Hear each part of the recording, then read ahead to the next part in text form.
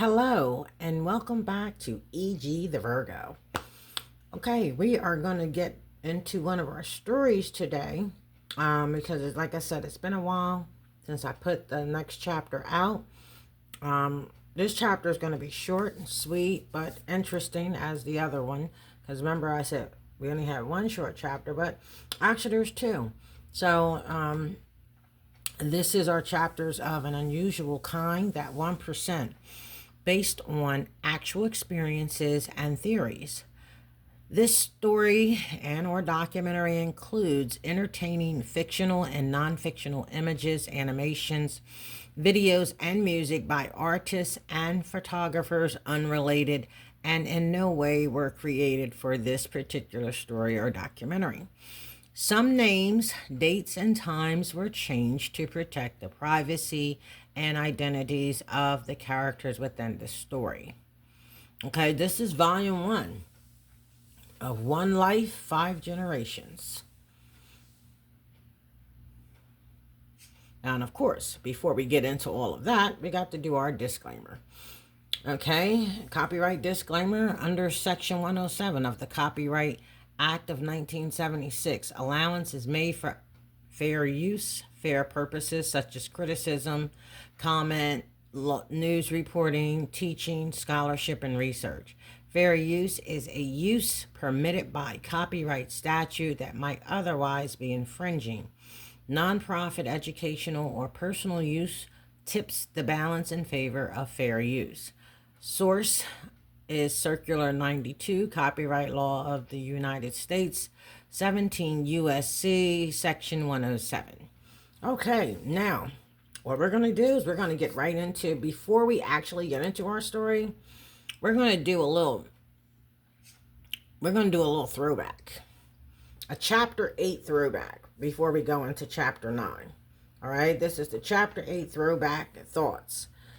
So, when you, or if you actually listen to Chapter 8, did you or anyone notice or realize in Chapter 8 that E said her imaginary character asked for someone named Eli, which was also the first 3 letters in E's real name, Elijah.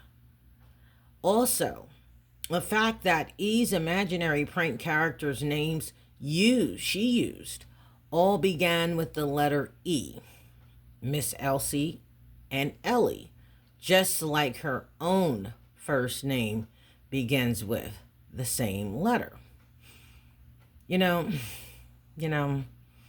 I wonder if E realized what she was doing, or did she even realize that herself?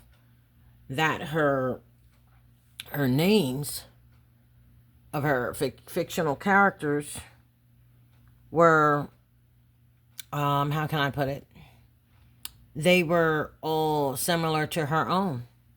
I don't know if she did that purposely, or maybe she didn't even realize it.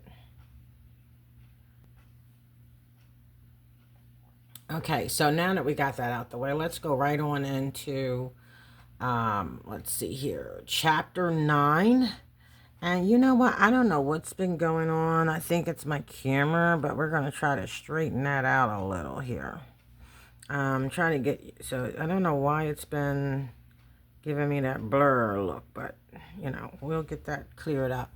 Okay, Chapter 9 is called Rex. Okay, so let's see what Rex is about. While the rest of the family members were asleep, he heard the family outside dog whimpering as though he was in pain or sad. He went to the bathroom and climbed on the toilet, which would help her to see out of a high window overlooking their backyard where the family dog was. E couldn't believe that what she was looking down at. E claimed to have seen 2 male-like figures in what she described as spacesuits, standing over their dog, who had the reputation of being fierce, mean, big, strong, and very protective of the family. The dog was lying helplessly on his side, looking up at E in the bathroom window, and the two figures were just standing around the dog looking down at him.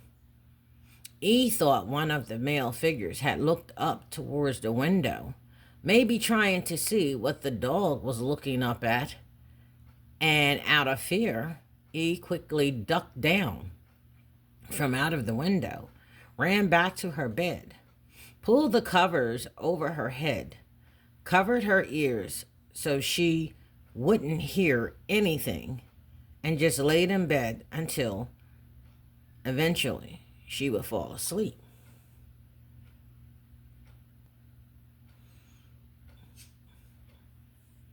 The next morning, E had awakened to the family sobbing and crying at the breakfast table. The family dog, Rex, was found dead in their backyard by E's mother. E began telling the family what she had saw the night before from the bathroom window. But the family thought E may have actually saw what E may have actually saw could have been the reason for such a young, strong, and healthy German Shepherd to die. The family believed the dog was somehow poisoned by somebody or someone. The family completely ignored the facts E gave about how the two male figures were dressed and, in their suits. Instead, focused more on why someone would kill Rex. So we have to look at that. They didn't listen to her, and she was trying to tell them what she saw as far as, what was going on with Rex, and no one would believe her, which is another reason why she probably just don't, because you got to wonder, why didn't she go to them the night that she saw all of that night before?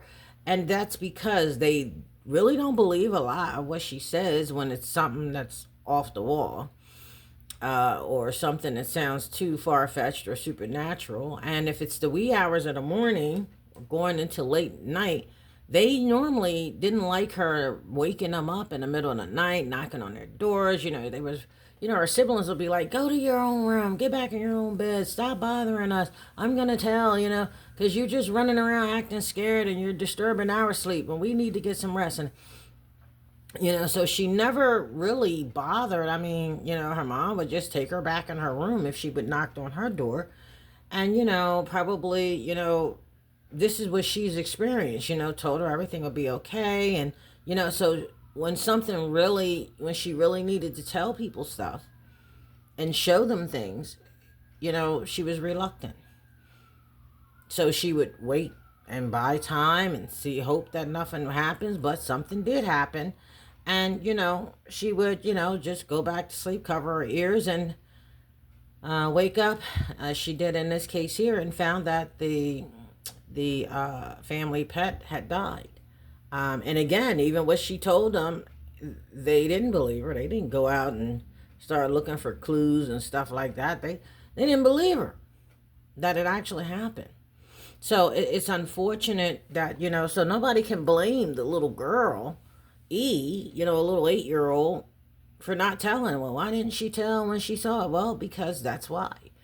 When you tell a child so many times, when different people tell a child so many times, oh, stop doing this, stop bothering me, or this and that, that child eventually learns, okay, these people don't want to be bothered in the middle of the night. They got common sense. Kids got common sense. They have common sense to, okay, well, I ain't going to bother you. I'm not going to bother you in the middle of the night. I can tell you in the morning, but you don't want to be bothered in the middle of the night, so I'm not going to tell you. I mean, don't forget, this is still that same house where she keep hearing those footsteps going up her steps, and then the sound of the footsteps will stop in front of her door. Stop in front of the sound of her, the sounds will stop in front of her bedroom door, and they wouldn't go any further, and she didn't see anything. They would just stop and then start over like they're coming up the steps again. So, and that would happen to her almost pretty much every single night. So she was still handling that as well. So this little girl E is really, you got to think about it. She's going through a lot in this house. So, and in the late hours to the wee hours of the morning, she's the one that's being awakened or not sleep, or can't get to sleep because things that she's hearing, that they're hard sleepers, I have to presume, but she's not. She's a light sleeper.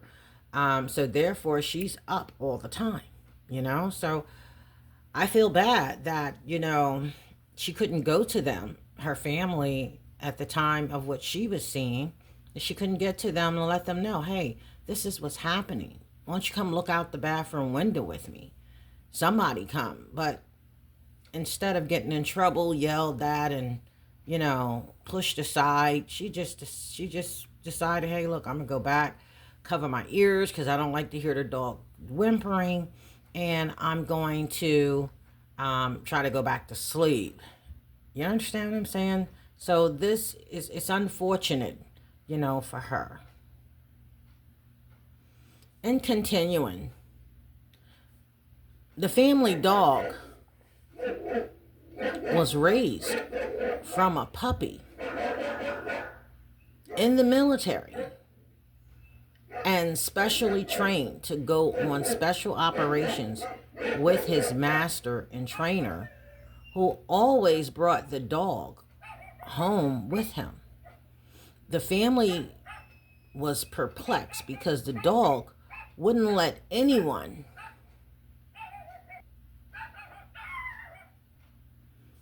near him, the house or the family. It was unbelievable.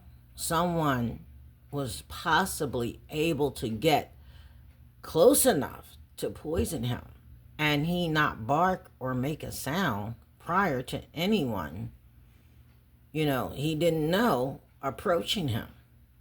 The family dog's bark was loud and heavy. Someone in the house would have had no choice but to hear him had he barked. So why didn't the family dog bark as he would have normally barked if strangers were approaching him? Well, I guess in this case here, we know it could only be a couple of things. Either he knew the people, or maybe those strange people in them spacesuits somehow used some type of special forces to keep him subdued and calm and quiet. Who knows? But E saw what she saw. And like they said, this dog was vicious. How could anyone get that close that he didn't know? He didn't know them, unless you want to say, hey, maybe it was the military coming back to get him, because I think they do remember, people in the military or something like that. I don't think they would necessarily cross them, because those are the people that raised and trained them, as well as their owner, their what they call their handler, which would be E's father. He was the handler, and that became his special partner and buddy. So those are the only things I can explain for that. But again, will we ever find out? Probably not, because nobody, everybody scared her into not telling anything or waking them up in the middle of the night, which is when things would normally happen, So with that said, we're going to end. This is the end of Rax on a good note. And we're going to end it on a good note, and just kind of contemplate what she could have been going through, as a child growing up in that home, and why she couldn't tell what was going on, and I want to apologize. I told y'all my camera is, I don't know what's going on with it. It seems like it keeps trying to adjust. But until then, you all have a good day. Stay blessed. And I hope you all tune in again later to another chapter. And I hope I can get my camera straight by then.